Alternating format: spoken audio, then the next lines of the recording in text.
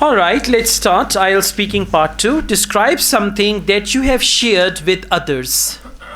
Well, we all need share with others many things our day-to-day life. I always share my things with my siblings and friends.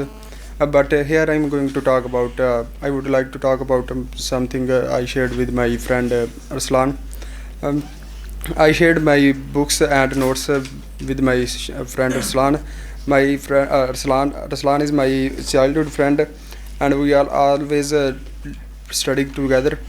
Uh, he lost his bag in ground, and in bag their books and notes are in the bag. So always he lost in his books and notes.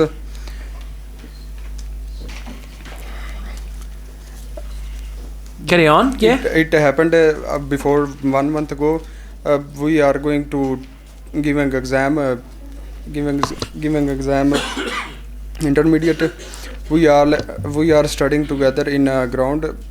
After that, and I Okay, feel thank happiness you with so this. much. Now, 1 month ago, we are giving exam, we are going, you are actually confusing past and present tenses. So you need to learn 5 tenses carefully. Present indefinite or present simple, past simple, future simple, present perfect and present perfect continuous. Most of your mistakes are related to tenses, as your topic is in the past tense, something that you have shared, but you are speaking in present tense.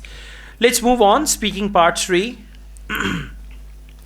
How do parents teach their children to share things with others? Many parents shared teach our children to share things with the others, with the relationships and neighbors also, and some parents teach their teach their children by social media and Okay, everything. this better. So you need to improve your grammar, basic English grammar, especially tenses, then you'll be fine, right? Thank you.